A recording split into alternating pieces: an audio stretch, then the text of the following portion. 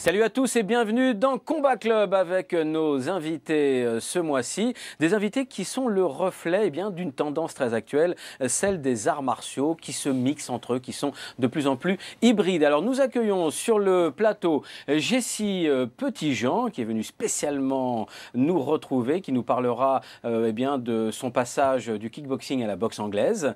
Également Anthony Rea, un de nos grands champions de MMA qui nous parlera MMA bien sûr, mais aussi Pancras, Pankido, Pro-Fight.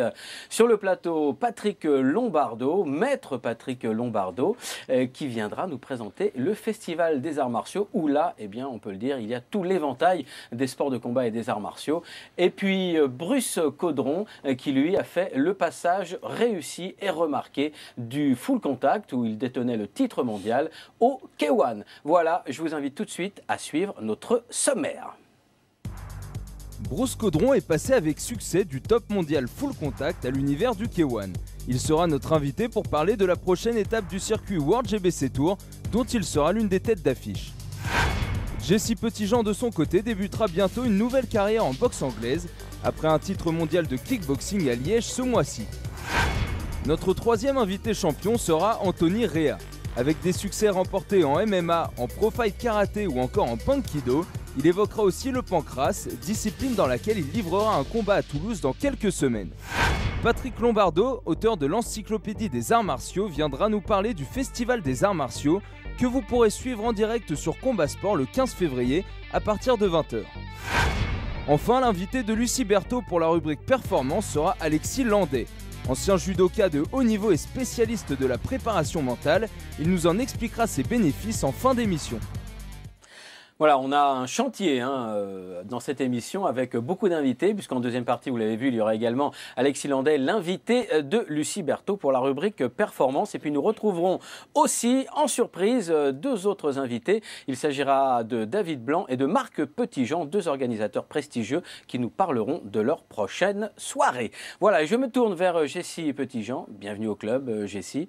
On va commencer justement par ce passage pas du tout évident du kickboxing à la boxe anglaise. Et pour ce faire, on va tout de suite regarder un sujet qui vous concerne, Jessie. Chez les Petitjean, la boxe est une histoire de famille. Pour Jessie Petitjean, aujourd'hui champion confirmé de kickboxing, tout a commencé chez lui, en Belgique, dans la petite ville d'Esneux. En 1987, son père Marc décide d'ouvrir une salle dédiée à la boxe. Dès ses premiers pas, Jessie y passe une grande partie de son temps. Bercé par ce sport, il commence à le pratiquer dès l'âge de 5 ans. D'abord entraîné de façon ludique, Jessie prend vite goût à la discipline. Remarqué pour ses qualités pugilistiques et pour son envie débordante, il réalise son premier combat à 10 ans. Durant de nombreuses années, il se perfectionne sous les conseils de son père, qui est encore aujourd'hui son entraîneur au sein de la MPJ Team. En 2008, il commence sa carrière chez les professionnels. Son palmarès est à ce jour composé de 31 combats, pour 29 victoires, un match nul et une défaite. Le 8 février prochain, Jessie Petitjean sera au Country Hall de Liège pour la nuit du kickboxing. En main event, il affrontera le Slovaque Samuel Hadzima, mais le Belge ne défendra pas son titre de champion du monde acquis en 2012, titre qu'il gardera jusqu'à ce qu'un adversaire le défie. Autre grande échéance à venir pour lui, ses débuts en boxe anglaise. Son premier combat est programmé le 8 mars 2014 au Casino de Spa en Belgique. Jessie, lourd agenda quand même pour ce début 2014, avec le 8 février, comme Charles Chevalier l'annonçait dans notre sujet, vous concernant, un combat en kickboxing, et un mois plus tard, très précisément, le 8 mars, à Spa, un combat chez les pros directement en boxe anglaise. Alors comment s'est opérée cette transition kickboxing et boxe anglaise, et tout d'abord, pourquoi ? En fait déjà, ça fait maintenant 14 ans que je fais de la compétition en kick, en KE. Et alors, donc, dans mes entraînements, je mets beaucoup les gants en anglaise avec des professionnels de la région, et tout ça, qui sont notamment, vraiment connus mondialement. D'ailleurs, je mets les gants avec les frères Jamois, dont il y en a un qui est champion EBU, il était prétendant à une ceinture WBC. Et alors, je me débrouille quand même bien avec eux et tout ça. Donc, on s'est dit que j'allais essayer d'entrer en anglaise. Donc, maintenant... Ici, j'ai un combat loué et un combat directement un mois après en mars. Donc ici, vu que je devais faire un combat pour une ceinture en KE qui a été automatiquement, à cause du fait qu'on ait reporté le gala. Oui, les galas du mois de novembre qui avaient Voilà, été décalés, c'est ça. exactement. Donc là, à ce moment-là, je devais prendre Gabriel Varga qui était champion en KE. Et il a été booké ailleurs. Donc à ce moment-là, je suis passé pour faire un combat de super fight. Et on a pris un boxeur qui était plus ou moins fort en anglaise. Comme ça, je pouvais adapter une préparation dans le style anglais, kick, pour passer à l'anglaise. Ce passage, c'est aussi dans le but d'avoir une plus grande reconnaissance. Est-ce que vous pensez que dans le pied-point, finalement, c'est plus délicat d'avoir une reconnaissance internationale? C'est pas compliqué. Moi, en fait, ce qu'il y a, c'est que je fais pas spécialement la boxe pour l'amour du sport, en fait. C'est parce que je suis, on va dire, doué dans ce domaine-là. C'est un métier, alors? Voilà, c'est un métier. C'est un métier. Si vous trouvez un autre sport dans lequel je serais doué, s'il y a moyen de gagner mieux ma vie avec ce sport-là, ben, je me dirigerai vers ce sport. Maintenant, ici, dans le kick, je suis doué, donc je fais le kick, comment dire, question de business. Maintenant, ici, en anglais, je vais essayer, et financièrement, l'anglais se paye mieux que le kick. Voilà, donc voilà. il y a effectivement au moins une reconnaissance financière qui est plus importante, et c'est la raison que vous avez clairement et avec transparence expliqué, c'est du business. Voilà. Mais alors justement, ce business, comment il peut s'opérer de façon aussi directe? C'est-à-dire que là, vous êtes détenteur d'un titre mondial en kickboxing, Oui. Et c'est ce qui vous permet de passer directement chez les professionnels, parce qu'il n'y a pas eu de... Non, en fait, vous n'avez pas fait de combat amateur, là? Non, j'ai pas fait de combat amateur, mais vu que je mets constamment les gants avec que des professionnels en anglaise, et alors, et vu que je me débrouille quand même pas mal, je suis passé devant un jury, et alors le jury a dit non, ça sert à rien de le faire passer en amateur, il peut passer directement chez le professionnel. Vous avez fait un casting Oui, quelque voilà, part devant un jury de la fédération belge de boxe anglaise, Voilà, j'imagine. exactement. D'accord. Parfait. Alors, je me tourne aussi vers Anthony Rea et vers Bruce Caudron. Vous, dans vos préparations, vous incluez aussi du sparring uniquement en boxe anglaise. Est-ce que c'est quelque chose d'indispensable encore aujourd'hui, Anthony Rea? Des sparring purement en anglaise, ça m'arrive de temps en temps. Moins, c'est vrai que dans les disciplines, qui sont plutôt des disciplines mixtes, les distances ne sont pas vraiment les mêmes, c'est pas vraiment la même boxe, c'est assez compliqué. Mais j'ai passé de nombreuses années à fréquenter des clubs de boxe, dont le club assez connu dans la région de Toulouse, le Blagnac Boxing Club, où il y avait Maillard Monchipour, Karim Benama, etc. Et encore, du beau monde. Voilà, beaucoup de beau monde, avec des sparring en général qui étaient assez durs. Donc moi, je reste convaincu, c'est une école très formatrice, que ce soit pour les sports de combat, pied-point en général. Je trouve que c'est un très beau challenge qui se lance, même si ce n'est entre guillemets que pour du business, mais c'est quand même un super challenge, je pense, qui se lance. Et oui, encore une fois, je pense que quelqu'un qui veut faire des combats de plein contact... Ça reste une base essentielle, quoi. Je pense qu'il faut... Alors après, le style, bon, ça dépend machin, mais après, voilà, il faut faire un travail quand même spécifique, je pense, des points. D'accord. Un petit mot, Bruce Caudron aussi, sur le sujet, c'est-à-dire la nécessité de se préparer avec des pros en anglaise, peut-être. Est-ce que ça vous est arrivé? Oui, bien sûr. Je suis souvent tourné et de mise de gants en anglaise. Et c'est vrai que la boxe ne se limite pas qu'aux jambes, même si on fait boxe pied-point. Il faut quand même avoir une bonne anglaise et le niveau, il augmente, de sorte que les pros en pied-point, pour être pro en anglaise, vu le niveau qu'il y a actuellement, il faut mieux. D'accord. Alors, par contre, j'ai 6 petits gens. Dans le sens inverse, on a rarement le cas de l'anglaise, un grand champion qui viendra en kickboxing. Alors, est-ce que vous ne craignez pas, si vous montez beaucoup en anglaise, eh bien de ne plus pouvoir revenir en kick? Après tout, si c'est que du business, c'est pas très grave. Non, ça ne me dérange pas. Mais là, par contre, pour votre combat de kickboxing du 8 février, qui aura lieu donc au Country à Liège, eh bien, vous êtes revenu sur une préparation kick, parce que là, on va rentrer dans des critères plus techniques. C'est fondamental, notamment au niveau des appuis. Oui, c'est pas du tout la même préparation. Hein. Maintenant, généralement, je m'entraîne toujours un peu des deux façons, donc ça me pose pas trop de problèmes en fait. D'accord. Pour vous, c'est pas un souci. Non. Vous incluez toujours les deux styles. Non, en fait, j'arrive facilement à boxer un peu des deux façons, parce que je mets régulièrement les gants en anglaise, et alors je mets régulièrement les gants en kick. Des fois, ça m'arrive même de faire du sparring en anglaise le matin et du sparring en anglaise, du sparring en kick le soir. Donc, c'est pas du tout les mêmes appuis, et je sais vraiment, j'arrive à différencier les deux styles. D'accord. Alors moi, je vais vous proposer maintenant de revoir un combat qui est passé sur notre antenne de Combat Sport. C'était le 11 janvier en Belgique et c'était un championnat entre Sofiane Takouch et Alex Mirkishian. Il y a toute une histoire parce qu'il fallait répondre aux défis avec ces deux hommes-là et c'était pour une possibilité de championnat du monde IBF. Je vous propose de suivre le résumé par Charles Chevalier. Le 30 septembre 2011, Sofiane Takouch, le champion EBU des poids plumes, accueille chez lui, à Charleville-Mézières, le boxeur Alexander Miskirchian. Après 12 rounds serrés, la victoire est accordée au challenger. 2 ans plus tard, pour le match retour, les rôles sont inversés. Même si aucune ceinture n'est en jeu, le Français vient prendre sa revanche sur les terres de Miskirchian, à Liège, en Belgique. Et sous les yeux de Jean-Paul Belmondo venu assister au spectacle, c'est le Belge qui prend tout de suite les devants. Attention à la contre-attaque de Miskirchian. Oh la gauche qui a touché le visage à l'instant de Sofiane Takouch. Avec son style très dominant, Boom Boom, comme il est surnommé, parvient à dominer son adversaire grâce à quelques enchaînements dont il a le secret. Conscient que le vainqueur de ce combat se transformera en challenger IBF pour une ceinture mondiale, les deux hommes se surpassent. Voulant saisir la chance de sa vie, Miskirchian ne laisse que très peu d'opportunités à son adversaire, grâce notamment à un travail de cadrage très efficace. Mais invaincu depuis leur dernière confrontation, Sofiane Takouch ne lâche rien. Il parvient, grâce à ses contre-attaques précises et aiguisées, à toucher son adversaire à plusieurs reprises. Une persévérance qui ne payera pas pour le Français, il perd au point, subissant ainsi la 3e défaite de sa carrière. Alexander Miskirchian remporte lui son ticket pour rencontrer Yevgeny Radovic, un combat qui aura lieu dans les 6 prochains mois et qui mettra en jeu un titre de champion du monde IBF.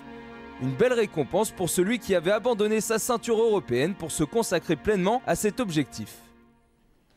Voilà un championnat du monde IBF qu'on vous proposera bien évidemment sur l'antenne de Combat Sport. Combat Sport qui peut être aussi vu en Belgique, comme dans beaucoup d'autres pays, en Belgique sur BTV. Voilà, alors Jessie, ça doit vous inspirer quand même ces images?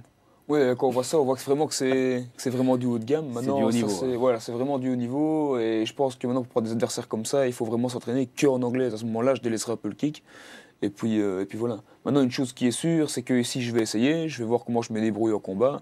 Et si maintenant, imaginons, je viendrai à percer dans l'anglais, ce qui est visé, eh ben, je pense que la préparation, j'irai la continuer à l'étranger ou quelque chose comme ça. Bon, en tous les cas, quoi qu'il se passe, et on vous souhaite le meilleur, on sera à vos côtés le 8 février à Liège au Country et nous serons également à Spa le 8 mars pour votre première sortie en boxe anglaise pro. Voilà, je me tourne maintenant du côté de Bruce Caudron. Bienvenue au club, Bruce. Bruce, l'échéance pour vous, eh bien, c'est le 15 février prochain à Pernes-les-Fontaines. Ce sera la 2e étape du World GBC Tour, version 2014, puisque la première étape s'est déroulée à Mazan. Ce sera Pernes le 15 février. Et ensuite, nous irons, je crois, au mois de mai à Avignon. C'est bien ça. C'est ça. Voilà. Alors, comment ça se prépare, cette sortie? Parce que vous, qui êtes venu du full contact, vous avez tout gagné en full contact. On a été très surpris par vos premières sorties en K1. Comment s'est opéré, justement, ce transfert de vos capacités professionnelles et sportives au niveau du full contact vers le K1? Ça a été compliqué au début? Tout petit peu. Parce qu'on est sportif, qu'on est haut niveau dans une discipline, c'est qu'on a des petits réglages, des petits détails. Donc il a fallu effacer cela, parce qu'en full contact, on n'a pas les mêmes appuis, les esquives. La boxe anglaise est différente aussi. Il faut se tenir un peu plus droit pour le K1 par rapport au blocage. Donc c'est une histoire de réglage. Et c'est vrai qu'à haut niveau, les petits détails font la différence. Donc il fallait régler tout cela. Et après, donc, on a commencé à se préparer d'abord en K1, en continuant le full contact. Puis après, on a accédé, on a fait des premiers combats en K1. Pour voir un peu le niveau auquel j'étais, et voilà. On a fait les choses comme il faut, étape par étape, comme on fait pour mener une carrière. Exactement. Alors on va regarder justement un petit sujet qui vous concerne et qui retrace certains moments de votre carrière. Un champion dans la vie avant même d'être un champion sur le ring. C'est avec ces mots que David Blanc, l'entraîneur de Bruce Caudron depuis plus de 15 ans, décrit son protégé. Arrivé au gym club loisirs de Mazan alors qu'il n'avait que 14 ans, le jeune Bruce fait déjà figure d'espoir. Après une année pleine d'entraînement intensif, il débute sa carrière en amateur. C'est alors un parcours sans faute qui débute, il remporte toutes les compétitions de full contact en France, qu'elles soient régionales ou nationales. Sans se presser, il passe chez les pros en 2001. Toujours sous la houlette de David Blanc, Bruce Caudron confirme les attentes. D'emblée, il devient champion de France, titre qu'il conservera à 2 reprises. Il accumule aussi 8 titres de champion du monde, ce qui lui permettra de rester invaincu entre 2004 et 2012. Une invincibilité qui tombera sur une décision médicale face à Abdallah Mabel. Bruce Caudron ne combat désormais plus que sous les règles du K1. Un changement de discipline qui dure depuis 2011 et qui lui a déjà permis d'engranger de bons résultats. Champion d'Europe et vainqueur de la Nuit des Champions, il a battu de nombreux adversaires confirmés comme Nizar Galas ou Cédric Castagna. Le 15 février prochain, il sera la tête d'affiche d'un tournoi à 4. Il aura lieu au GBC Tour qui fait étape à Pernes-les-Fontaines. Toujours très proche des jeunes de son club, Bruce Caudron continue de s'entraîner auprès d'eux. Malgré un palmarès impressionnant de 79 victoires pour 82 combats, il a su conserver les valeurs qui font de lui un grand champion depuis toutes ces années. Bruce Caudron, quand vous voyez ces images qui retracent quelques moments forts de votre carrière, vous vous dites j'ai bien fait quand même de quitter le full contact ou wow, si c'était à refaire, je ne sais pas si je le ferais, non? C'est quoi votre pensée aujourd'hui? C'était une suite logique à ma carrière, pour avoir tout gagné. Il fallait que je retrouve des challenges. On est des sportifs, on est avant tout des compétiteurs. Donc il me fallait de la compétition, il me fallait un challenge personnel. Donc de redémarrer au départ, c'était le challenge. Voir si je vais y arriver. Et je me suis dit, je vais y arriver, donc je m'entraîne pour. Je me prépare pour. Donc là, on a des échéances. On fait des tournois en K1. Là, le tournoi du 15 février, un tournoi à 4 pour la ceinture du World GBC Tour, est un challenge. Donc, et tu reprends à le relever. Alors, 2 secondes, je vais voir Patrick Lombardo, qui est notre historien sur ce plateau de Combat Club. Il y a eu dans le passé des transfuges dans d'autres sens, c'est-à-dire du kickboxing qui allait au full contact. On se souvient de Rob Kaman à Bercy face à Rick Rufus. Et le même Rick Rufus qui avait battu Rob Kaman, qui lui a essayé le kickboxing face à Ernesto Hoost notamment. Et les deux avaient fini dramatiquement par KO. Rob Kaman KO par Rick Rufus et Rick Rufus KO par Ernesto Hoost. Ça vous inspire quoi ça, Patrick? Il y a des leçons à retenir? Je crois que d'abord, on a affaire à des combattants. Ça, il ne faut pas l'oublier. Donc, quand un homme aime faire des combats, qu'il aime faire des coups de pied et des coups de poing sur un ring, en vérité, qu'il fasse du full contact, du kickboxing ou de la boxe thaï, c'est pas tellement important. Ce qu'on voit dans le combat, c'est d'abord l'homme avant tout. Avant de voir la technique, on voit son esprit. Et tous les combattants que vous avez cités, gagnants ou perdants, sont de grands combattants. Quand Rufus gagne un combat, il est gigantesque. Quand il perd, il est grand également. Et c'était pareil pour Rob Kaman. Et en vérité, à part les pros comme vous, Jean-Paul, qui se rappelle quelles règles étaient celles du combat au moment de la victoire ou de la défaite? Très peu de gens, finalement. On se rappelle qu'il y a eu de grands combats, avec de grands combattants, dans des grands rendez-vous sportifs de la boxe pied-point. Qui a gagné et qui a perdu, c'est presque secondaire, tant le spectacle était à l'époque au rendez-vous. Ah ben voilà. Ouais, voilà, Patrick Lombardo remet les choses en perspective. Merci Patrick. Alors, un dernier mot avec Bruce, parce que là on évoque effectivement, c'est vrai, vous avez raison, c'est l'homme, c'est le combattant qui est le plus important, au-delà du style dans lequel il évolue.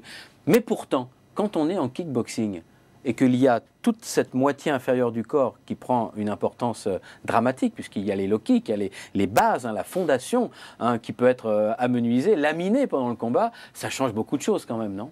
Ah oui, mais c'est pour ça qu'il y a le jeu défensif qui est important, peu importe la discipline. Si on veut faire un sport d'attaque, il faut avoir un bon jeu défensif. Sinon, on ne peut pas durer sur une carrière.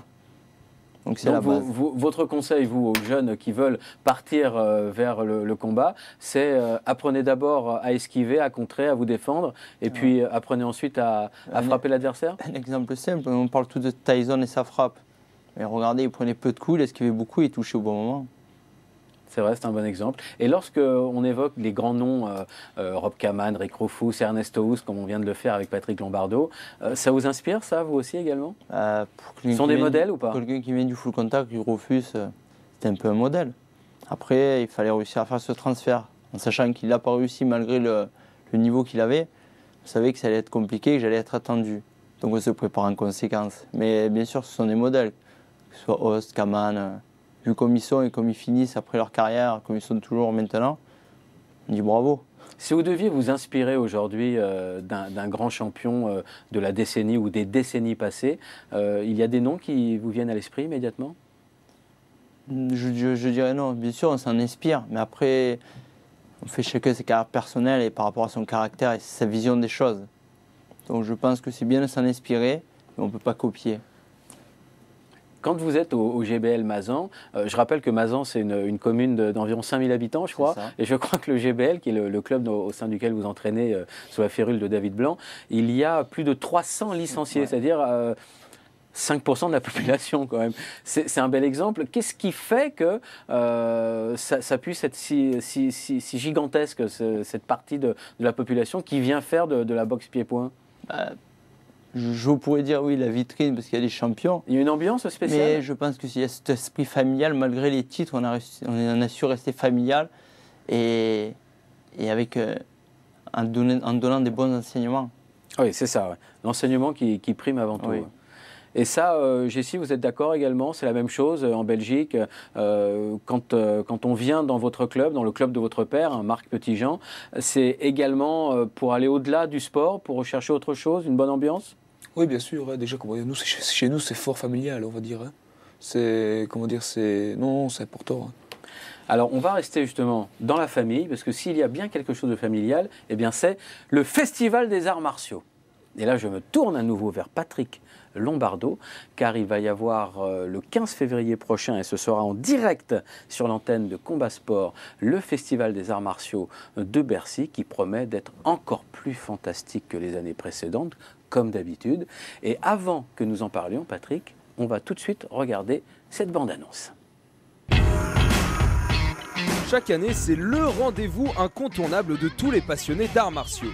Réunis depuis 1985 à Paris-Bercy, les plus grands maîtres de chacune des disciplines martiales se retrouvent pour offrir aux 15 000 spectateurs un show inoubliable. Pour cette 29e édition, le magazine Karaté Bushido, qui organise l'événement, a tenu une nouvelle fois à marquer les esprits. Au programme, une trentaine de pratiques vous seront présentées par plus de 300 participants. Combats à main nue, karatéka, taekwondoka et même amateurs de sabre auront de quoi se satisfaire. Des disciplines exotiques comme le Haidong Gumdo ou le katana, le fameux sabre utilisé par les samouraïs japonais, seront en démonstration. Autre performance à apprécier, à nouveau, le challenge Bruce Lee. Pour la 4e fois, le festival rendra hommage à la légende. 5 spécialistes, tous avec une arme différente, s'affronteront pour décrocher les meilleures notes du jeu. Il y aura au programme du bâton, du kama, de la double épée et du nunchaku. Mais la grande nouveauté de cette édition sera le King of Self-Defense. Le Krav Maga, le Penchak Silat et le Kempo Karaté se disputeront le titre honorifique d'art martial de self-défense le plus efficace. Face à des attaques imposées, nos experts devront se défendre afin de convaincre les juges de leur décerner le trophée. Enfin, 2 participants exceptionnels viendront se joindre à la fête. Misha Tate, la combattante UFC qui disputera son prochain combat le 19 avril face à Liz Carmouche. Deuxième événement, la présence de José Aldo, le Brésilien qui n'a connu la défaite qu'une seule fois en carrière, c'était en 2005. Il est lui aussi en contrat avec l'UFC.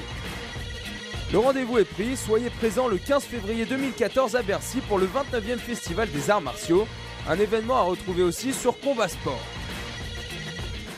Donc ce sera en direct sur notre antenne à partir de 20 h le samedi 15 février. Et pour plus d'infos également sur le programme, Karaté Bushido, qui est l'organisateur du festival depuis combien d'années, Patrick Lombardo? Eh bien maintenant, on va faire le 29e Festival des Arts Martiaux, donc le 15 février prochain, 29 années consécutives. C'est énorme. C'est colossal, parce que c'est une magie, les arts martiaux.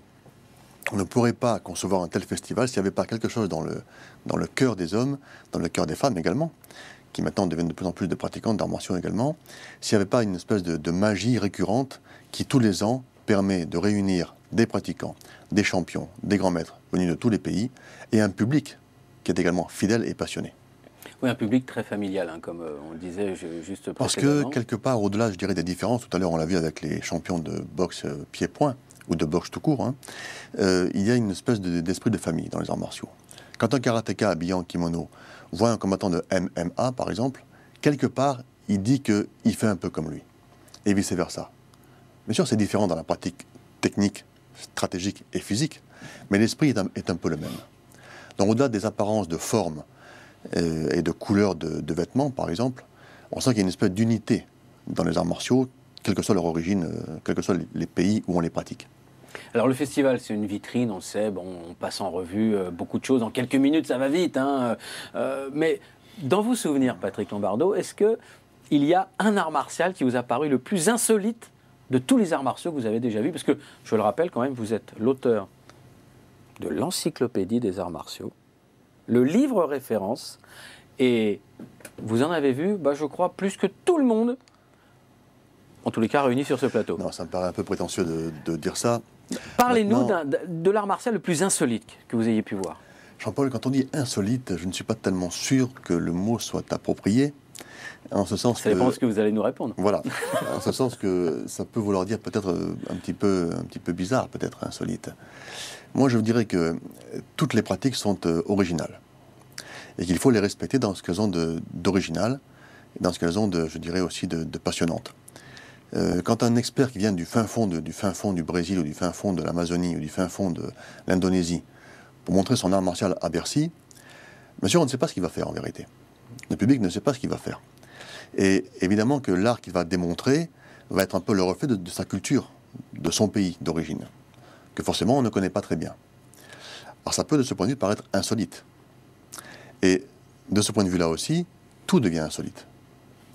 Quand pour la première fois je vois un kata de kung-fu chinois que je ne connais pas, ça peut me paraître insolite.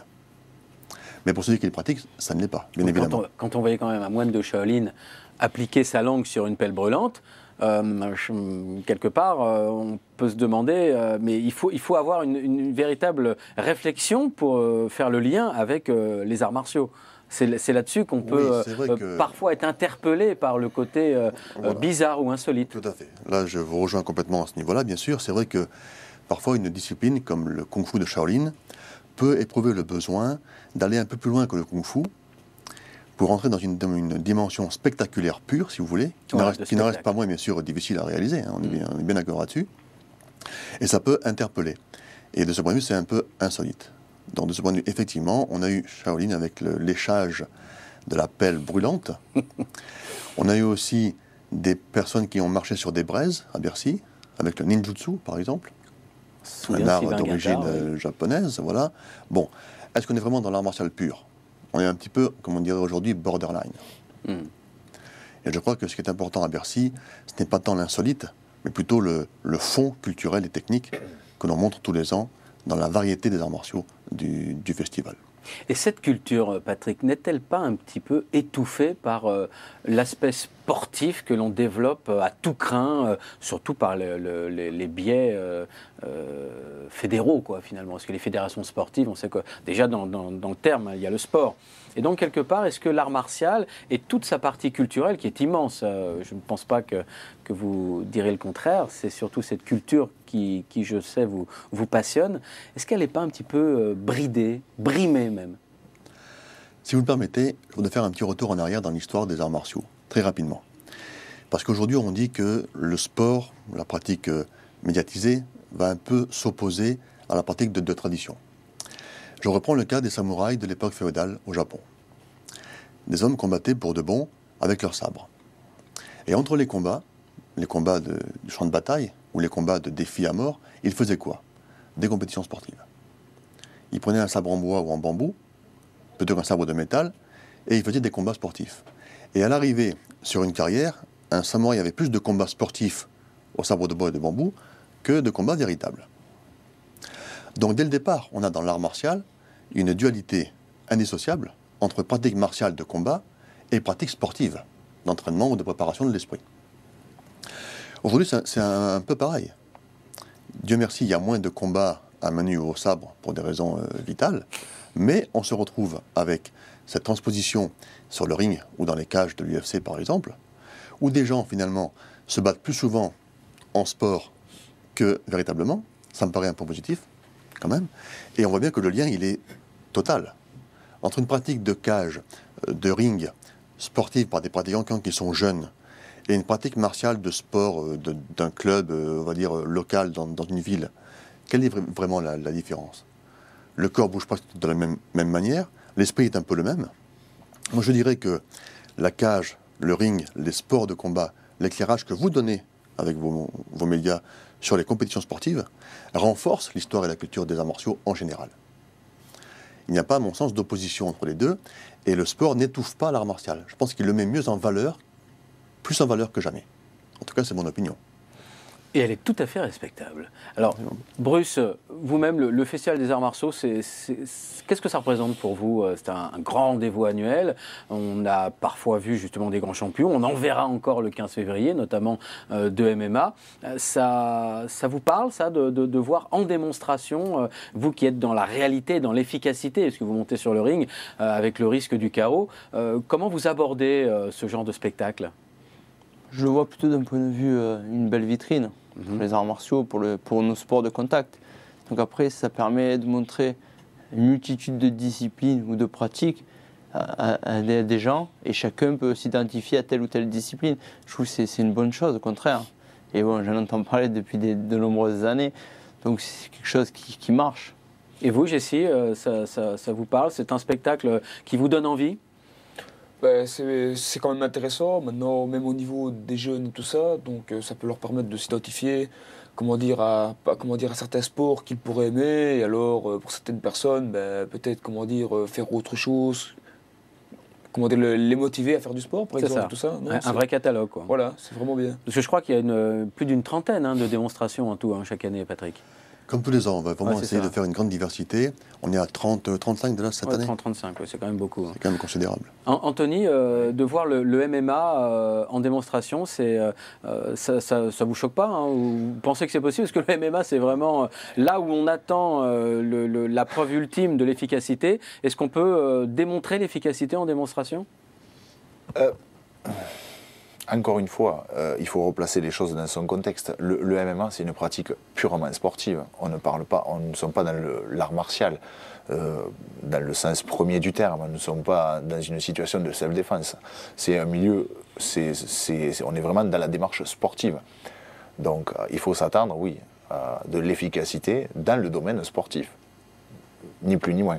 Je pense que, oui, bien évidemment, on peut s'attendre à quelque chose de très intéressant venant de la démonstration de MMA. Encore une fois, j'espère justement, dans tous les cas, que ça va apporter un éclairage un peu nouveau. Justement, le fait aussi que ce soit qu'il y ait aussi une femme qui vienne faire donc, la démonstration. Oui, ça c'est plutôt nouveau en plus. Alors, ça, et il faut que ce soit dans une discipline assez novatrice, même si elle est puisée dans les racines de l'antiquité des sports de combat. Quelque part, le fait que ce soit une femme qui soit invitée, c'est formidable. Ça, oui, il y a donc une championne, il y a également accompagnée d'un autre grand champion brésilien. Mais voilà, c'est justement pour montrer que, encore une fois, je rejoins vraiment ce qui s'est dit avant. Le MMA, on peut le pratiquer. Déjà, pour moi, c'est un concept d'entraînement, donc il peut être applicable dans beaucoup de choses, beaucoup de clubs, beaucoup de styles. Pour moi, c'est plutôt un concept large d'entraînement.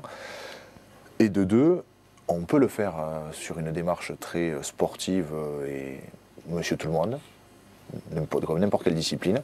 Et après, on peut faire effectivement la démarche de le faire dans un sport de compétition avec tout ce que ça engendre éventuellement comme contrainte, comme tous les sports de compétition.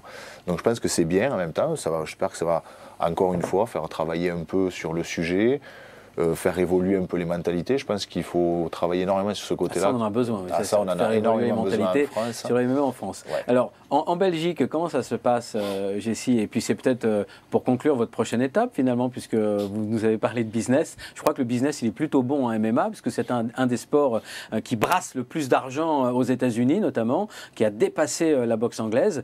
Donc, c'est peut-être votre prochaine étape, alors, après. Justement, j'en parle quand même pas mal avec mon père. Le MMA, c'est vraiment quelque chose qui me plaît. Parce que, c'est le sport de ma génération, on va dire. C'est vrai. Maintenant, moi, c'est pas compliqué. D'ailleurs, quand je prépare des combats et tout ça, je regarde beaucoup des highlights et des combats d'UFC, notamment Nick Diaz, Saint-Pierre, José Aldo et tout ça. Et alors, surtout que vraiment le MMA a vraiment toute une histoire. Hein. Au tout début, avant, au MMA, on pouvait trouver par exemple un boxeur contre un karatéka oui, c'est ça. C'était l'esprit tournoi et puis des mises au point qui étaient absolument indispensables.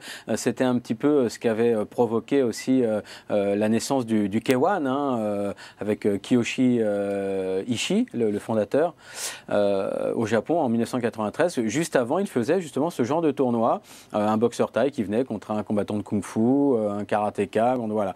Et bon, alors lui, c'est parti sur du K1. Aux États-Unis, c'est parti sur l'UFC. Mais je crois qu'il y a eu un moment où il fallait cela. Hein. C'était nécessaire l'émergence du MMA. C'est carrément, même aux yeux des gens, carrément, ça sortait un peu de l'ordinaire et c'était un peu comme dans les films et tout ça. Franchement, c'était pas mal. Et alors maintenant, le MMA est vraiment devenu un sport à part entière. C'est vraiment les gars qui font du MMA, c'est pas un gars qui fait du kick ou du karaté. Oui, il vient sûrement de là-bas, mais c'est le gars fait du MMA. C'est vraiment, quand on va dans une salle de MMA, tu apprends le MMA. Tu apprends vraiment à être complet et tout. Et alors, moi, franchement, là, par exemple, comme je dis, le kick ou la boxe anglaise, ça peut être du business. Je pense que si je passais en MMA, je pense que ça serait du business et affinité, parce que j'aime vraiment bien ce sport-là. À ce moment-là, je pense que dans la tête, je me mettrais peut-être des objectifs, genre... une ceinture du UFC, c'est vraiment, ça devient un rêve, quoi. Bon, il va falloir travailler un peu le sol. Alors, hein, moi, je vous préconise d'inviter Anthony Rea aussi, hein, parce qu'il va falloir s'y mettre. En tous les cas, on a compris qu'au Festival des Arts Martiaux, cette année encore, il y aura du très très beau spectacle. Merci Patrick pour vos éclairages. On va retourner du côté MMA avec vous, Anthony Rea, et je vous propose tout de suite un petit sujet, notamment sur vos combats en pro fight.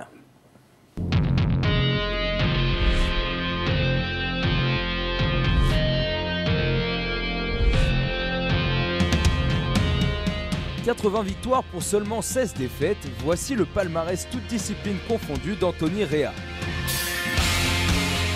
Après des débuts en Kempokan, il décide rapidement de s'essayer au Pankido, art martial créé en 1997 par son ami Patrick Lombardo. C'est à ce moment que commence l'ascension du jeune homme alors âgé de 22 ans. En 6 saisons, il récolte 17 titres nationaux et remporte l'Open international de Kempo. Prêt à relever tous les challenges, Anthony Rea s'oriente au début des années 2000 vers le MMA. Son objectif est alors de se tester dans une discipline mixte en se servant des bases martiales déjà acquises. Après un premier affrontement remporté en France, il se tourne vers l'étranger. Il combat pour de nombreuses organisations comme l'Absolute Fighting Championship aux États-Unis ou encore la Cage Rage au Royaume-Uni. Jusqu'en 2012, il se consacre uniquement au MMA. Mais regrettant que la boxe y ait pris une place trop importante, il préfère revenir à son premier amour, le Pankido. Pour son retour à la 24e édition du Golden Belt, il remporte une victoire par soumission sur l'anglais Sean Lomas. Aujourd'hui âgé de 37 ans, Anthony Rea fonctionne à l'envie. Ouvert à tous les défis, il prépare déjà ses prochaines échéances. Il combattra en mars au Box & Défi de Pancras et en avril à la Grande Mode pour le FMC Premium 2. Autre rendez-vous important de la saison, les championnats du monde de Pankido où il fera évidemment partie des favoris. Alors aussi un calendrier chargé pour vous, Anthony Rea, à l'instar de Jessie Petitjean et comme Bruce Caudron aussi. Finalement, il n'y a que Patrick Lombardo qui se repose ici. Hein, c'est incroyable ça. L'avantage de l'âge, Jean-Paul. Ah, puis c'est le privilège des grands maîtres. Hein, c'est comme ça. Hein, voilà, c'est la vie, tout, c'est comme ça, on n'y peut rien. Alors, prochain combat, c'est au Boxing Défi, organisé par Alain Bonadei. C'est à côté de Toulouse. Voilà, c'est dans la commune limitrophe, Muret. Voilà, c'est ça. Donc c'est la 15e édition du Boxing Défi. C'est un gala qui tourne très très bien depuis maintenant les 15 éditions. C'est chaque année, c'est à salle comble et à guichet fermé. Donc l'an dernier, en fait, il avait fait un premier combat sous les règles du Pancras, donc où j'avais fait le seul combat de la soirée et de l'histoire du gala. Donc cette année, il m'a réinvité à combattre. Donc il y a un affrontement France-Maroc qui se composera en grande partie donc, de 3 combats en full contact avec des gars comme Diarra Modibo, Bertrand Fleuret et Jean-Luc Benoît. Et moi j'affronterai donc un adversaire aussi marocain selon les règles du Pancras. Voilà, après des Marocains, mais qui viennent, je crois, d'une équipe d'un club de Belgique. Oui, voilà, qui sont basés apparemment en Belgique. Hein. Voilà. Et ensuite, je défendrai la ceinture du FMC Premium le 26 avril. Alors l'an dernier, il avait fait au Parc N8 Arena de Montpellier. Oui, superbe salle. Superbe salle, oui. Et là, difficile à remplir encore. Hein. Oui, difficile à remplir, mais il y a quand même eu, je crois, entre 4 et 5 000 personnes. Donc quand même, c'est quand même un beau succès. Ouais. Voilà, donc là, cette année, le promoteur, donc Clément Marcoux, a tenté un nouveau challenge. Donc là, il va partir faire le gala dans le casino de la Grande Motte. Ouais. Donc voilà, ça sera encore une belle soirée. Plusieurs autres dates pour l'instant, rien de défini, possiblement peut-être un combat aussi en juin. Et après, donc... Et du Pankido alors aussi. Hein. Voilà, Parce alors... que ça, c'est un amour de jeunesse qui ne vous a pas quitté. Non. Voilà, donc après novembre, il y a le premier championnat du monde de Pankido qui va se tenir donc très certainement à Dieppe. Voilà, et ensuite, il est bien évident qu'en tant que pankidoïste, je me devais d'y participer. Et puis encore une fois, comme c'est dit dans le reportage, moi maintenant j'ai 37 ans, je fonctionne au challenge. Ça a été un peu une suite logique de passer du Kempokan, Pankido vers le MMA. J'ai fait un peu le tour, entre guillemets, à mon sens, un peu en MMA. Je suis revenu combattre en France. Le pancras, c'est pas les mêmes règles. Donc en fait, il a fallu que je réadapte oui. Mon entraînement. Donc oui. Du coup, c'est un challenge en soi. C'est pas forcément le plus simple, ça, hein, de passer des règles internationales, voilà. À l'exception française. Parce que nous, au Luxembourg, en Belgique ou dans tous les autres pays, finalement, c'est simple. Mais sur le territoire français, tout de suite, c'est compliqué. Et vous vous sentez frustré, justement, à ce niveau-là ou pas? Frustré, bien évidemment. Pour moi, les règles, on va dire, internationales du MMA me semblent les plus cohérentes. Les plus cohérentes. Ah, ouais. Après, bon voilà, entre guillemets, pour l'instant, on ne peut pas. Donc, on ne fait pas. Moi, maintenant, au lieu de mettre ça dans un côté négatif, je mets ça dans le positif en me disant, en fait, maintenant, il faut que je travaille différemment au niveau technique pour arriver à m'imposer un pancras. Pour moi, le challenge, prendre quelqu'un justement qui, par exemple, est un excellent grappleur au sol, à MMA avec les frappes, je ne dis pas que c'est facile, mais c'est peut-être un peu plus facile. Quand c'est un pancras, où il n'y a pas les frappes au sol, où dès qu'on est au sol, c'est du pur grappling. Voilà, donc là, ça a été un challenge. Quand, par exemple, l'an dernier, j'ai affronté Charles Andrade, qui est donc ceinture noire de jiu-jitsu brésilien. C'est un challenge d'affronter quelqu'un comme ça, avec ce niveau-là au sol, dans un combat de pancras. Donc moi, je fonctionne un peu à ça. Ça a été la même chose avec le pro fight. Ça a été un peu pour moi ma manière. Je suis un pratiquant d'arts martiaux. Alors justement, on a vu beaucoup d'émergence, hein, justement parce qu'il fallait s'adapter sur le territoire français à cette interdiction de pratiquer, enfin pas de pratiquer, mais de faire des compétitions de MMA. Et il y a eu, il y a longtemps, hein, dans les années 90, le Golden Trophy. Il y a eu la création du Pankido avec Patrick Lombardo, qui en est le fondateur, le Profile plus récemment avec Alain Setrouk. Patrick, votre regard justement sur cette évolution parallèle au MMA international, sur les tentatives en France pour essayer de faire un MMA, mais dans la réglementation française, quoi. Alors j'aurais voulu aborder la question d'un aspect un petit peu différent, un angle un peu différent de ce que vous venez de faire. C'est effectivement assez dans ma façon de faire. Au départ, les arts martiaux, c'était un ensemble de choses assez complexes. Par exemple, à l'époque ancienne, un pratiquant d'arts martiaux ne faisait pas que du sabre ou que du pied-point. Il faisait un petit peu tout. Les armes, le combat debout, le combat au sol. Et puis au 19e siècle et au début du 20e siècle, il y a une séparation des pratiques. Chacun s'est un peu spécialisé. Le grappling d'un côté, avec le judo, le jiu-jitsu, les frappes de l'autre, avec le karaté et tout ce qui va avec, et les armes séparées. Et aujourd'hui, on assiste à un phénomène inverse, qui revient un peu sur l'histoire ancienne, à savoir qu'il y a des pratiquants qui disent « moi, je ne veux pas faire que du pied-point debout, ou je ne veux pas faire que du sol. Je veux faire un ensemble de choses dans une pratique martiale, bien encadrée, bien structurée. » C'est un retour aux origines. C'est un retour aux sources, mais avec un espoir sur l'avenir. Donc, quand vous dites que ce sont des imitations, mettons, de l'UFC, on ne peut pas être tout à fait d'accord. Ce sont des pratiques martiales... Je n'ai pas parlé d'imitation. Excusez-moi, Jean-Paul. Ce sont des pratiques martiales de base qui évoluent dans le sens que je viens de dire, à savoir dans le sens de la réintégration de l'ensemble des techniques possibles par un corps humain, par un seul individu. Donc on n'est pas sur une programmation parallèle à l'UFC, on est sur des disciplines indépendantes qui éprouvent en soi le besoin d'évoluer différemment pour retrouver une vérité plus globale. Et c'est vrai que quand on voit un pratiquant de MMA aujourd'hui, on ne peut pas dire qu'il est uniquement pur UFC. Le MMA aujourd'hui, c'est une image multiple. D'autant plus que l'UFC, c'est quand même juste une enseigne. Hein. C'est un circuit parmi d'autres. Hein. Très belle enseigne. C'est une puissante enseigne. C'est l'enseigne originelle. Voilà. C'est ce qui a tout Mais lancé. Il y a des pratiques, encore une fois, qui ne sont pas liées à l'UFC et qui ont ce besoin de retrouver des complémentarités techniques entre le pied-point et le sol, par exemple, dans un cadre martial. Vous l'avez dit, l'UFC n'est pas une pratique, c'est une enseigne. Il y a des pratiques martiales Banquido, Quimpo, ce que vous voulez, qui elles font déjà la globalité de l'ensemble des techniques du pied-point et du sol. Merci pour cet éclairage, une fois Merci de plus. Un dernier mot avec Bruce et Jessie. Bruce, l'aventure du MMA, comme l'aborde justement Anthony Reas, c'est quelque chose qui pourrait vous tenter un jour ou pour vous, maintenant, vous êtes vraiment trop spécialisé dans le pied-point, à votre avis? C'est vrai que ça peut laisser une ouverture d'esprit et une ouverture, mais étant un peu perfectionniste dans l'âme, j'essaie d'arriver au maximum et peut-être au top dans une discipline. Après, là, je suis allé dans le K1, je vais faire le maximum dans le K1, c'est ça, et j'en suis conscient, qu'on voit les noms qui a 70 kilos. Donc après, partir dans d'autres disciplines, faire un peu tout et pas y arriver, non, je préfère me spécialiser, faire une seule chose, y arriver une fois que j'y serai, on verra. Merci Bruce. Jessie, vous, il y a une ouverture de toute façon, vous êtes quand même un amoureux du sport, quelle que soit sa forme. Donc si demain le MMA est possible, vous avez 24 ans, la vie est belle. Je saute direct. Voilà. Ouais, je saute direct.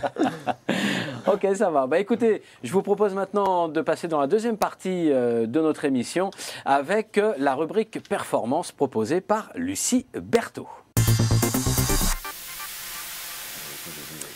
Lucie Berthaud, encore une rubrique performance qui va sûrement nous éblouir. Votre invité, c'est Alexis Landais. Exactement. Donc chaque mois, on va parler d'un aspect de la performance, puisque la performance, ça passe par une multitude de facteurs qui doivent être réunis. Donc on a déjà parlé de la nutrition, on a parlé de la préparation physique. Et bien cette fois, on va parler de la préparation mentale, et plus particulièrement de la gestion du stress et de la peur. Donc la confiance en soi, est-ce que c'est déterminant pour la performance? Est-ce qu'on peut s'auto-programmer pour la performance? Ce sont les questions auxquelles nous allons essayer de répondre aujourd'hui. Donc avec eh bien, notre invité Alexis Landais, préparateur mental et ancien judoka de haut niveau. Bonjour Alexis. Bonjour. Donc Alexis, vous avez été judoka avant d'être préparateur mental. Quel type de questions on se pose quand on est compétiteur? En fait, je pense que quand on commence à se poser des questions, c'est déjà un mauvais signe. Si je prends mon exemple personnel, j'ai avancé régulièrement dans la performance en équipe de France et les questions sont arrivées quand je me suis blessé. Où là, tout s'accumule en fait, les erreurs de jeunesse, le manque de stratégie, le manque de gestion, et au final, on fait des erreurs énormes dont on ne s'en rend pas compte. On avance dans la défaite puis dans la victoire, et en fait, on construit sa contre-performance ou sa non-réussite sans s'en rendre compte. Donc on s'en rend compte après avec le recul et l'expérience qui s'accumule, mais dans l'action, on a l'impression de faire les bonnes choses, de faire les bons choix, et malheureusement, on se retrouve à faire des choix qui sont incohérents avec la pratique à haut niveau, donc du surentraînement, l'accumulation de régimes, par exemple, qui en judo sont très négatifs. Donc on fait des erreurs sans s'en rendre compte. Et alors justement, la performance physique, elle est directement dépendante du mental et inversement, il y a une interdépendance des deux? Alors, l'interdépendance, elle est évidente. Elle va dépendre, je pense, des disciplines. Si on prend l'exemple du tir, les tireurs estiment l'importance du mental à 90% de la performance. Si on prend d'autres disciplines qui sont plus liées à un effort physique important, le ratio va être différent. L'interdépendance, elle existe. Par contre, il y a une interaction sur la performance, ça c'est évident. On peut entraîner le mental au même titre que le physique, et c'est l'équilibre à trouver pour un sportif de haut niveau. De ne pas mettre l'accent sur le physique au détriment du mental, et inversement. Et alors justement, vous disiez qu'on s'en rend malheureusement compte un peu trop tard en général. Le questionnement arrive souvent tard. Comment on fait pour arriver justement sur ce côté tard? Est-ce qu'on doit être bien encadré? Quelle démarche on doit avoir pour éviter ça? Alors on essaie de s'entourer. En France, les choses ont un petit peu changé. Ça commence à se démocratiser en termes de préparation mentale, de suivi psychologique. Et on trouve maintenant des staffs qui ont la logique d'avoir un préparateur physique, un préparateur mental, un diététicien, de vraiment offrir au maximum d'outils à ces athlètes. Donc on a changé un petit peu la donne au niveau français. On est un petit peu en retard par rapport à certains pays, notamment par rapport au Canada ou aux États-Unis, qui ont vraiment cette dimension mentale qui s'inscrit dans la performance. Donc il faut s'entourer. Dans l'action, c'est quand même compliqué en tant que sportif de prendre le recul nécessaire pour voir les erreurs que l'on est en train de faire. Donc soit on est entouré par des spécialistes ou des gens qui ont cette expérience et on est capable d'entendre les messages que l'on essaie de vous faire passer, soit on reste un petit peu obstiné sur sa démarche et on va droit dans le mur. Le mental, c'est un mécanisme précis, on peut le contrôler comme une machine, ou est-ce qu'on peut se programmer soi-même vers une performance, vers un titre? Est-ce que ça se programme? Alors, le mental ou la dimension mentale, c'est un ensemble de processus. Si on prend le stress, on ne n'est pas stressé, on rentre dans un processus de stress par rapport à une situation que l'on juge incapable de réaliser. Si on prend un sportif, il va commencer à être stressé parce qu'il pense que la situation qui va arriver va être trop compliquée, trop complexe, ou en tout cas pas à la hauteur de son niveau de performance. Donc il y a des processus que l'on peut contrôler, que l'on peut anticiper. Donc on a certains outils par rapport à la préparation mentale qui vont être la mise en place de routines pré-compétitives qui vont permettre aux sportifs de rentrer dans l'action, ne pas se faire submerger par l'action mais l'anticiper en termes d'émotion. Si on prend l'exemple de Rafael Nadal, avant chaque match, il aligne ses bouteilles. Donc on a pris ça pour un rituel. Là, il faut faire la différence entre rituel et routine. Mais Nadal aligne ses bouteilles. Avant de rentrer dans le match, il se met en action. Voilà, il a son petit protocole. Donc il va aligner ses bouteilles avant de s'asseoir. Ensuite, il s'assied. Et progressivement, il se met en action. C'est le déclenchement mental de sa mise en route. Donc on peut se protéger en se préparant à différents types d'événements. Et la clé, c'est vraiment gérer ses émotions, notamment sur l'approche pré-compétitive. D'accord. Et en judo, par exemple, comment ça pourrait s'exprimer, cette préparation mentale? Est-ce que vous auriez un cas concret, par exemple? Alors après, il y a différents outils. Là, j'ai parlé des routines. On a donc le travail d'imagerie qui peut permettre à des athlètes qui sont blessés de récupérer plus vite en phase de réadaptation. On a toute la gestion du stress et des émotions qui est importante, notamment pour les sports de combat. On monte face à un adversaire qui veut la même chose que vous battre. Donc on a une émotion qui est différente qu'un contexte d'entraînement où là on est sur de la pratique de progression. Donc il y a différents types d'outils qui peuvent permettre à un sportif d'exprimer la totalité de son potentiel. Et je pense que le jeu de la préparation mentale, c'est ça. C'est permettre à un sportif de s'exprimer pleinement et d'être à 100% dans l'action avec le plus de relâchement possible. Au même niveau que le physique, on doit se préparer physiquement pour être performant, on peut se préparer mentalement pour être performant. L'idée étant que la préparation physique ou mentale ne remplace pas la préparation spécifique. On aura beau faire des répétitions en visualisant des mouvements, on ne va pas apprendre un mouvement, on va uniquement être sur de la complémentarité de préparation.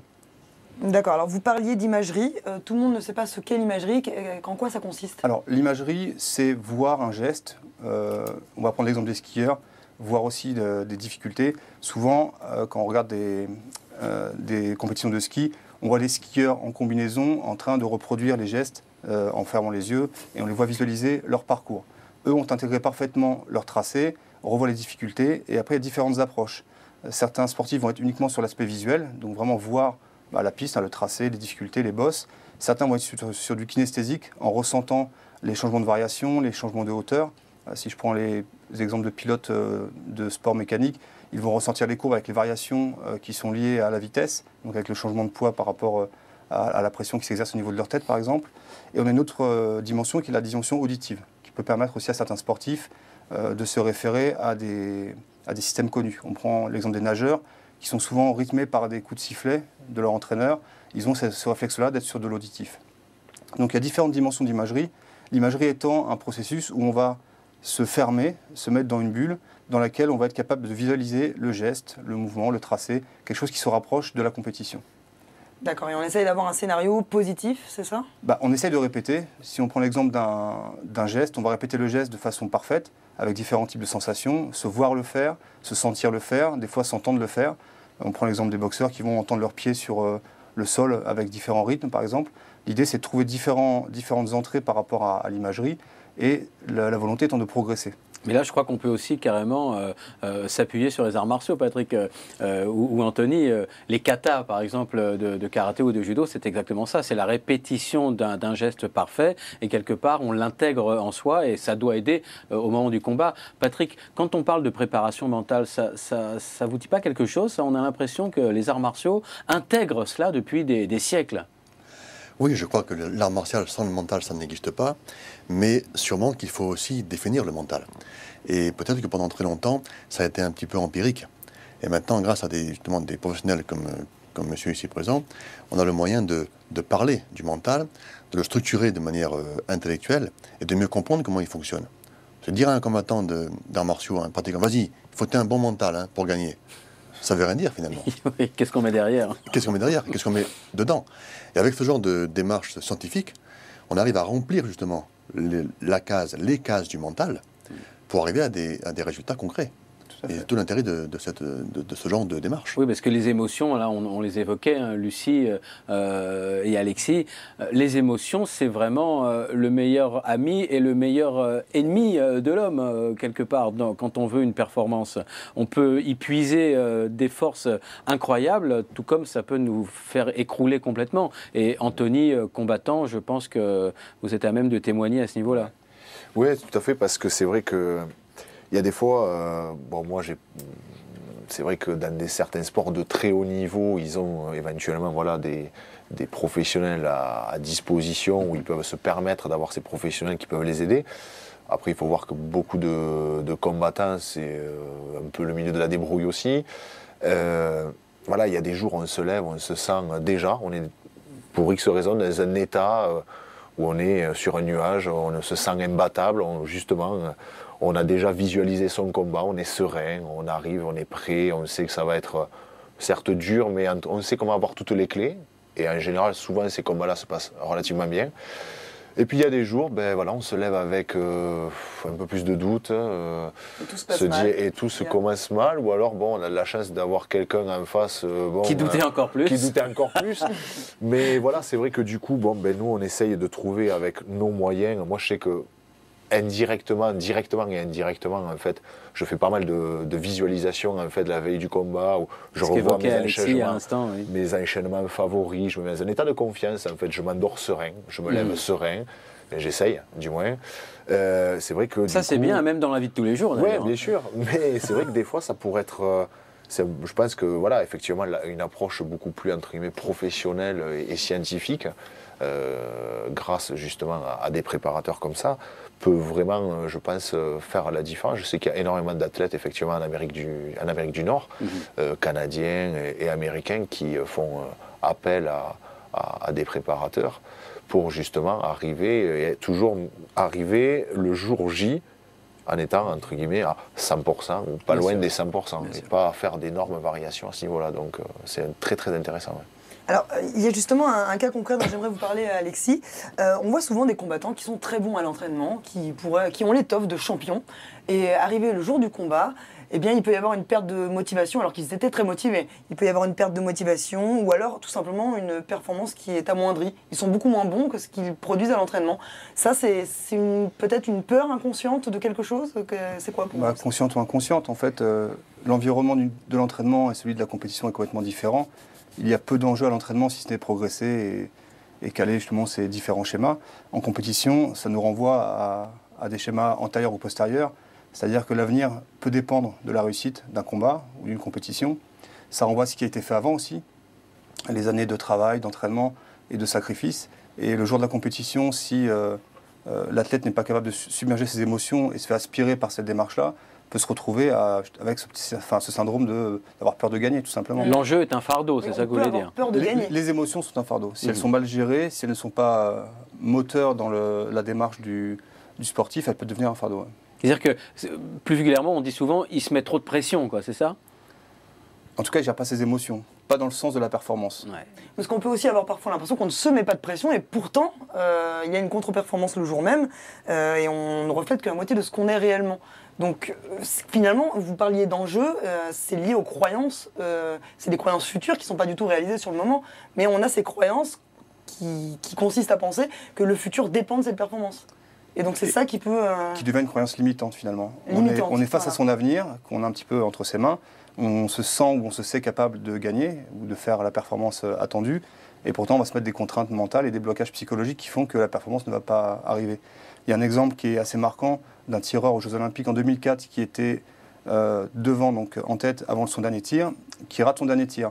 Chose improbable, il tire à côté. En tir olympique, ça n'arrive jamais. Donc il se retrouve à faire vice-champion olympique, qui est quand même déjà une performance notable. 4 ans après, il se retrouve encore en tête au concours, dernier tir, et en fait il tire à côté de la cible. Donc il tire avec un niveau 4, donc sur une cible de 1 à 10. À haut niveau, sur une finale olympique, c'est impossible. C'est vraiment impensable pour des tireurs de ce niveau-là. Donc là, on est face à un sportif qui avait tout pour réussir, qui devait gérer un concours avec la pression, comme vous l'avez dit, de l'enjeu olympique. Mais qui s'effondre. Et qui s'effondre par rapport au contexte. Alors, finalement, c'est lui qui crée sa contre-performance. Ce n'est pas le coup du sort ou la malchance. On peut se demander sur la seconde fois, est-ce qu'il a fait une projection antérieure sur l'Olympiade précédente? Est-ce qu'en 2004, il s'est projeté en se voyant champion olympique et les conséquences que ça pouvait avoir par rapport à son rayonnement national ou international? Il y a des processus psychologiques qui se mettent en place. Et là, on est sur une dimension plutôt psychologique avec un accompagnement par rapport à ce type de problématiques.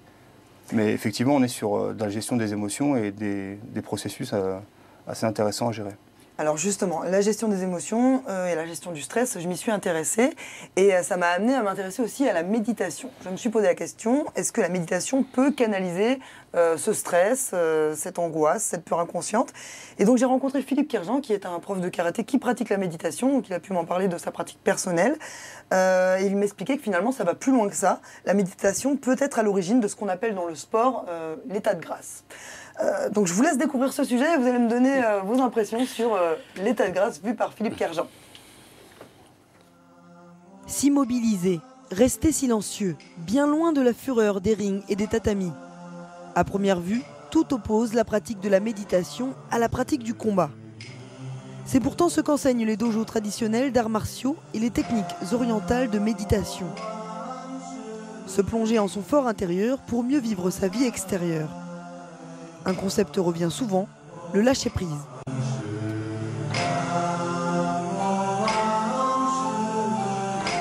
Le lâcher-prise dans le cadre, par exemple, d'un sportif qui est en quête d'objectifs et de résultats, c'est laisser passer tous les freins du mental qui vont permettre d'accéder à ces ressources. Dans le combat, ensuite, il y a une élasticité. Il y a une fraîcheur dans le mouvement. Il y a un sentiment de légèreté. De légèreté avec des déplacements qui sont beaucoup plus fluides. Et on est beaucoup plus centré sur quelque chose qui dépasse nos propres forces et notre mental, qui fait qu'on harmonise et on s'harmonise avec le combat. On s'harmonise avec l'autre sans être focalisé sur l'autre, sans être focalisé sur soi.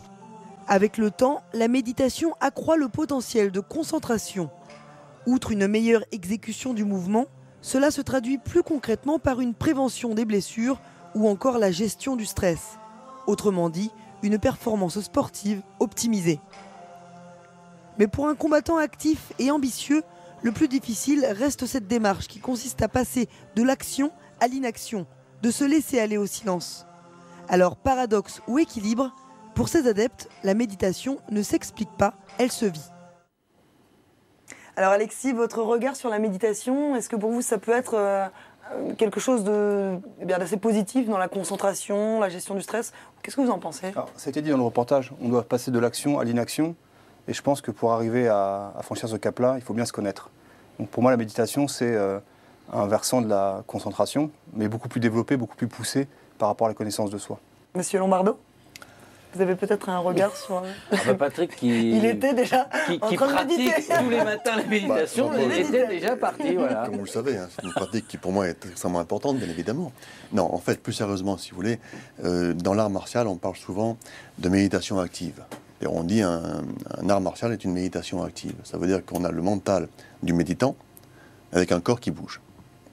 Et effectivement, il y a peut-être là aussi matière à réfléchir. Comment est-ce qu'on peut bouger le corps rapidement, sur un combat de judo ou de karaté par exemple, tout en ayant le mental calme et serein de celui qui médite. Et il se peut que le phalange soit aussi à ce niveau-là.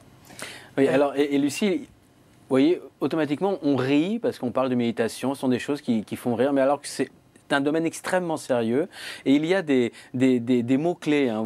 Dans le reportage, vous parlez de lâcher prise. On parle souvent aussi de faire le vide. Est-ce que ça a du sens, ça, Alexis Landais? C'est-à-dire de dire à quelqu'un, un combattant, avant qu'il monte sur le ring ou sur un tatami, fais le vide en toi. Quelle est la portée de ces mots-là? Alors, moi, ça me dérange un petit peu parce que faire le vide, c'est amener le combattant à penser à faire le vide déjà. Donc on décale son centre d'attention de l'action qu'il doit réaliser pour être performant et on l'amène à penser à faire le vide, qui n'est pas forcément un exercice facile. Enfin, si je vous demande de faire le vide maintenant, c'est quand même compliqué si on n'est pas habitué, préparé, comme normalement, faire le vide, c'est ne plus penser du tout. Donc il faut penser à plus penser du tout. Il ne faut pas penser du tout. Je pense que l'important, et on va reprendre ce qui a été dit tout à l'heure, on parlait d'état de grâce, l'important c'est que le sportif soit pleinement dans son action. C'est qu'il arrive à être centré à 100%, que ce soit physiquement, mentalement, techniquement, sur l'action qu'il doit réaliser dans un combat, un geste technique, une descente sur une piste de ski, qu'il soit à 100% dans cette action-là, sans avoir à penser à le faire ou à comment le faire.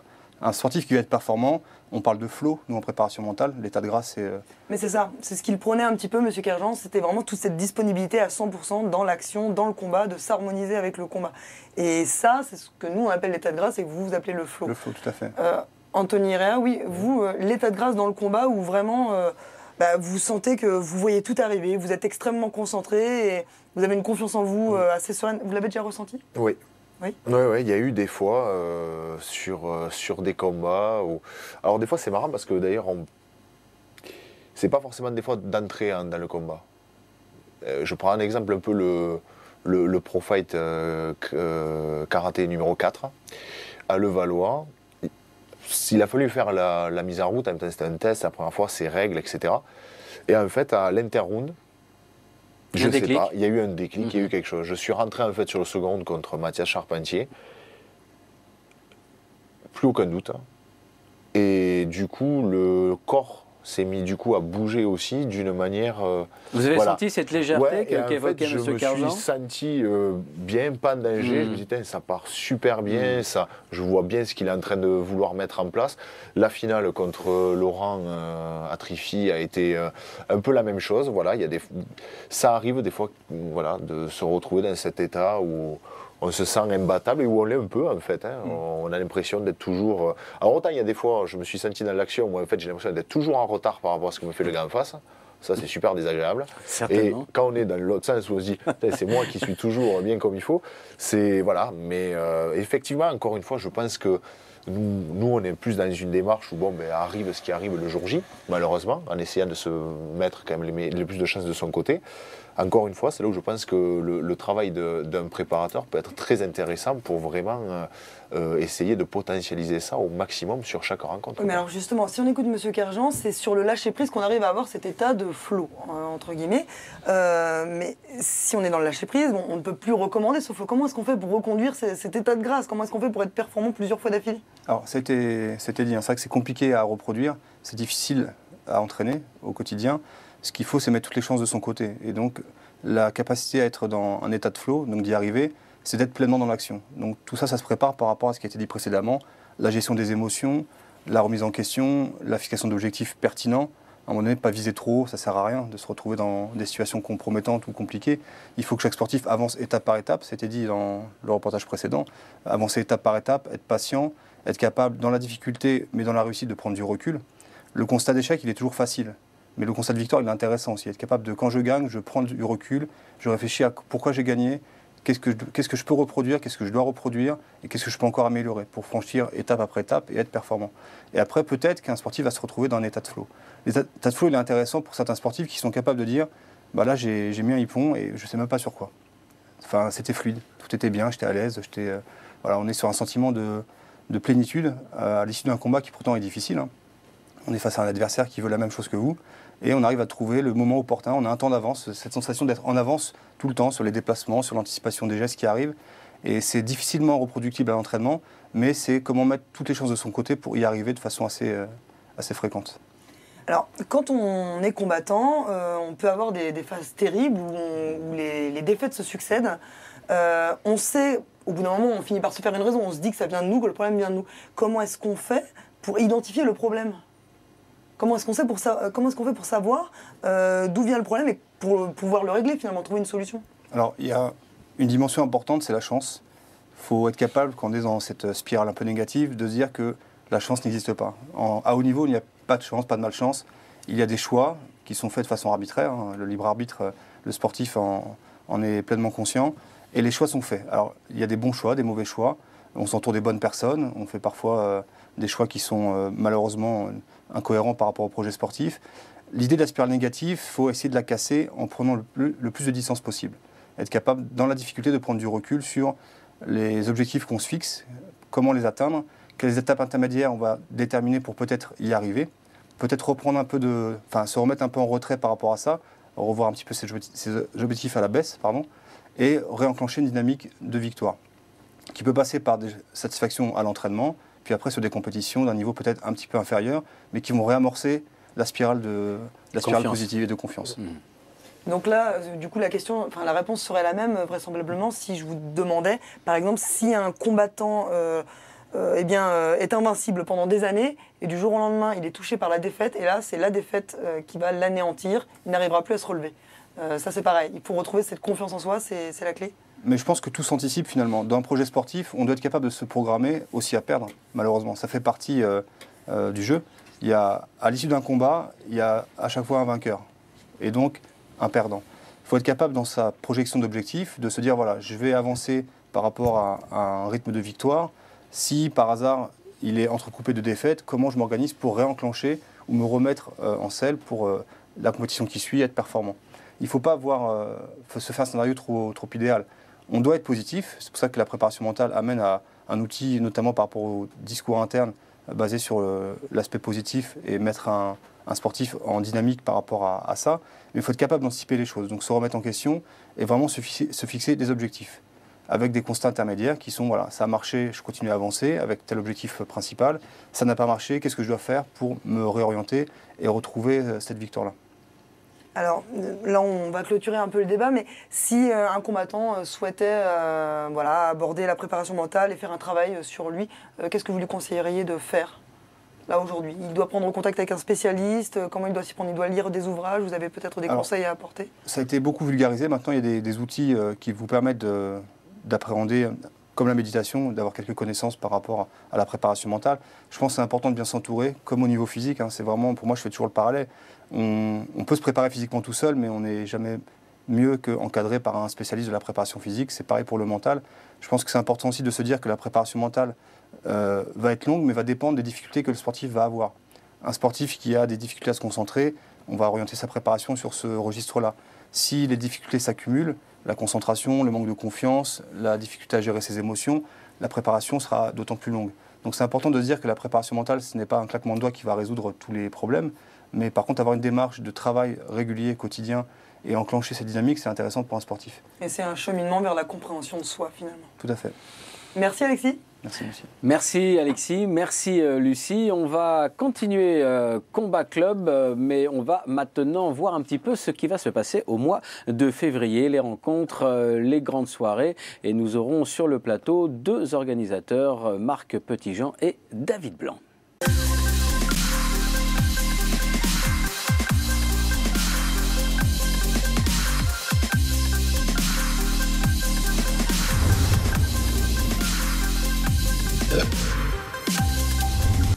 Et comme tous les mois, il y a plein de programmes très intéressants sur notre antenne de Combat Sport, mais nous avons particulièrement mis en exergue dans Combat Club 3 réunions. Il y a le World GBC Tour avec David Blanc, puisque Bruce Caudron était tout à l'heure avec nous. C'est une des égéries du World GBC Tour. David Blanc, bienvenue au club. C'est vous qui organisez donc tous les ans maintenant le World GBC Tour. Et cette année, eh bien, c'est un circuit qui s'est considérablement étoffé puisqu'il y a 3 étapes. La première était à Mazan au mois d'octobre dernier. La seconde, c'est le 15 février à Pernes-les-Fontaines. Et la troisième? La troisième date est prévue le 10 mai. La date reste et le lieu reste encore à définir, mais c'est en périphérie d'Avignon, voire sur Avignon. Voilà, donc comme à chaque édition, le main event de la soirée reste un tournoi à 4, tournoi international très relevé, et à chaque fois on qualifie les vainqueurs pour rehausser la carte sur chaque événement. Alors, votre maître mot dans le World GBC, c'est ouverture à l'international et toujours mêler spectacle et sport. Oui, tout à fait. Je pense que, sportivement parlant, de toute façon, au niveau des performances sur le plan personnel, c'est toujours d'aller le plus loin et le plus haut possible. Donc, naturellement, on se tourne vers la Hollande et les pays asiatiques, parce que qui dit K1 ou kickboxing dit forcément Hollande. Donc, on se tourne vers eux parce qu'il y a des têtes d'affiche, il y a des organisations, il y a des grands professionnels. Donc, voilà, on enrichit l'organisation avec des boxeurs de renom.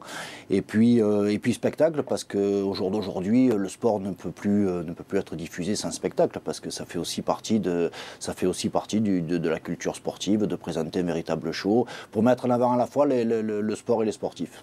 Alors en conclusion, on parlait des sportifs, quelques grands noms de boxeurs qui seront présents à Pernes-les-Fontaines le 15 février, et ce sera sur l'antenne de Combat Sport le 22 février. Voilà, donc dans le tournoi à 4, bien entendu, où il y aura donc 2 boxeurs français, dont bien sûr Brusco Dron que vous avez précisé tout à l'heure, Mohamed Oumer, qui vient de la région lyonnaise, qui est un des combattants dans cette catégorie de poids, voilà, très performant. Il y avait une grande star hollandaise qui était prévue. Malheureusement, il y a quelques jours, une blessure un petit peu récalcitrante voilà, est réapparue. Il m'a fait part de son énorme regret et cette blessure compromet même peut-être la suite de sa carrière. Donc voilà, donc c'est préjudiciable pour l'organisation, mais c'est avant tout préjudiciable pour lui. C'est Chris Van Menroy qui a livré des combats formidables aux 4 coins du monde. Qui est remplacé par une autre pointure, voilà, je crois. Qui est remplacé par Antoine Gomez, qui s'entraîne à Amsterdam, qui a une grosse carte, qui est vraiment dans la pure tradition hollandaise, c'est-à-dire une bonne liaison pied-point qui finit beaucoup en bas, avec des coups de genoux d'instructeur. Voilà. Ne dites pas tout.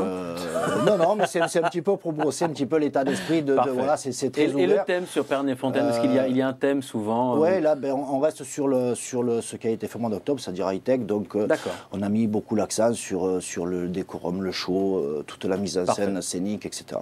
Alors, rendez-vous le 15 sur site, donc à Pernay-Fontaine, et ce sera sur Combat Sport à partir du 22 février. Je me tourne vers Marc Petitjean. Bienvenue au club, Marc. Bonsoir. Marc Petitjean, vous organisez depuis des années en Belgique. Ça fait combien d'organisations? Je pense que je vous ai écouté tout à l'heure. J'ai commencé en même temps que le K1 en 1993. Ah voilà. Ma première organisation. Donc là maintenant, je vais organiser ma 42e nuit de kickboxing. Ouf. Et puis alors, on va enchaîner maintenant sur la boxe anglaise et on va voir ce que ça va donner. Avec toujours le même principe dans vos organisations, vous invitez beaucoup de gens, vous faites profiter. Hein. Vous avez, même quand vous avez des grandes salles comme le Country, le Forest, vous invitez beaucoup, vous faites profiter. Et ça c'est bien. Ça, c'est vraiment un bon principe. On essaie de promotionner comme on peut. Maintenant, il faut savoir que la boxe, le kickboxing en Belgique, c'est très dur parce qu'on ne peut pas en vivre. Donc, automatiquement, j'essaye de promotionner en faisant des grosses soirées et attirer de plus en plus de jeunes, en tout cas à faire du sport plutôt que de faire des bêtises. C'est pour ça aussi qu'en parallèle, on a lancé une campagne Viens faire du sport, la drogue c'est con, avec Jessie. Donc, le premier but, c'est de promotionner le sport pour que les jeunes ne fassent pas autre chose. Voilà. Alors je le dis, Jessie Petitjean, c'était donc votre fils que l'on a vu en première partie de l'émission, qui est le fer de lance des organisations Petitjean. Et là, vous en avez 2 qui vont se suivre. Hein. C'est compliqué pour un organisateur. 8 février, donc Liège, le Country, et ensuite à Spa le 8 mars. Et là, ce sera la première organisation pro de boxe anglaise pour vous. Voilà. En fait, le Country, on était prévu au mois de novembre. Et alors, pour des problèmes, entre parenthèses, financiers au niveau des sponsors, parce que c'est très dur pour le moment, bon, M. Blanc doit le savoir aussi, c'est pas facile. Et on a dû reporter le gala au mois de février. Et alors, je suis tombé à un mois après avec la date du mois de mars pour la boxe anglaise. Et plus possible de changer l'agenda. Donc, j'ai annoncé les galas. Maintenant, je suis parti, je fais 2 galas en même temps. Ce qui est très très dur, mais bon, on en a vu d'autres. On vous fait confiance. Voilà, tout à fait. Donc voilà, donc ici, le 8 février, on essaiera de mettre un plateau pour la nuit du kickboxing qui tire à cette promesse.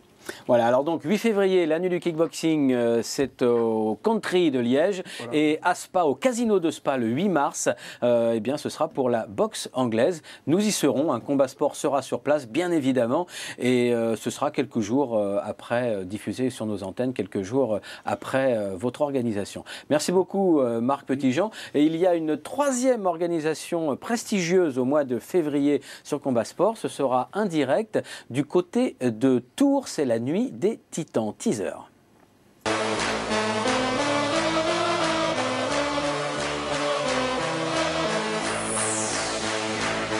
L'année dernière, pour la Time Fight, le Palais des Sports de Tours vous avait offert un spectacle à couper le souffle.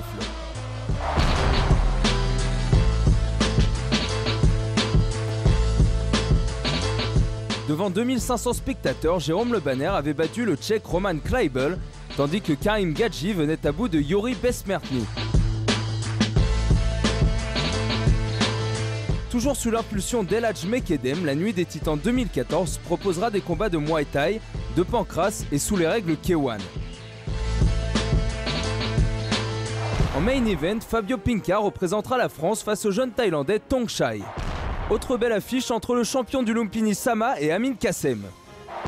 Enfin, le tournoi à 4 aura pour favori Abdallah Mabel et Youssef Bouganem. Une nuit des titans à ne surtout pas manquer le 8 février prochain au Palais des Sports de Tours ou à partir de 21 h en direct sur Combat Sport. La nuit des titans que j'aurai le plaisir de commenter avec mon collègue Pascal Igliki, donc ce sera à partir de 21 h sur l'antenne de Combat Sport, une organisation signée Hadj Mekedem.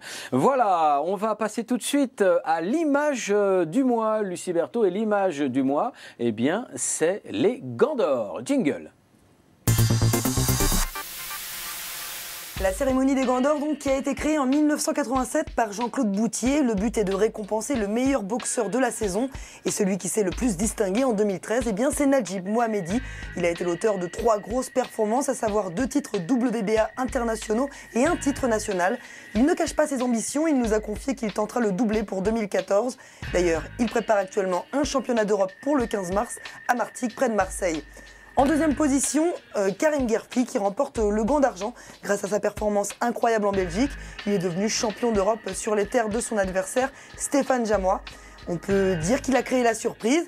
Et enfin, le gant de bronze, nous avons 2 boxeurs à égalité, 2 boxeurs que vous avez suivis sur l'antenne de Combat Sport, Johan Duopa et Karim Achour. Johan Duopa qui a réalisé un sans faute en 2013 en remportant successivement un titre national et un titre de l'Union européenne. Karim Achour qui n'était pas présent, malheureusement, il était en voyage en Thaïlande. Il a été récompensé, lui, pour son titre national face au multiple champion de France Julien Marie-Sainte, donc à égalité avec Johan Duopa.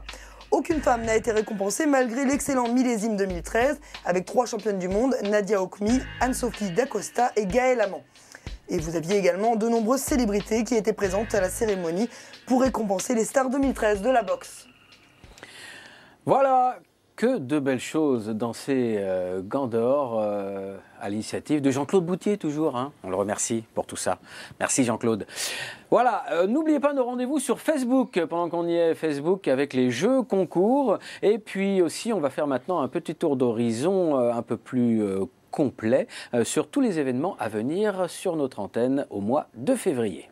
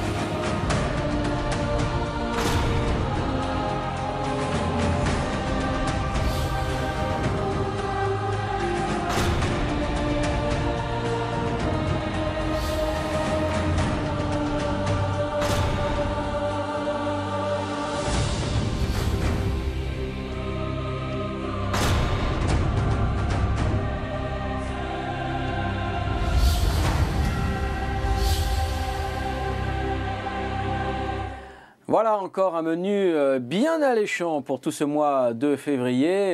Il n'y a pas que la Chandeleur, hein, il n'y a pas que la Saint-Valentin, il y a aussi tous les programmes de Combat Sport. Et voilà. Et puis il y aura également du replay à disposition. Bah oui, c'est un nouveau service sur CanalSat, alors n'hésitez pas. On va vous montrer comment ça fonctionne hein, pour revoir tous les programmes, les beaux combats, les belles soirées. Tout ça, c'est possible avec le replay, le catch-up sur CanalSat.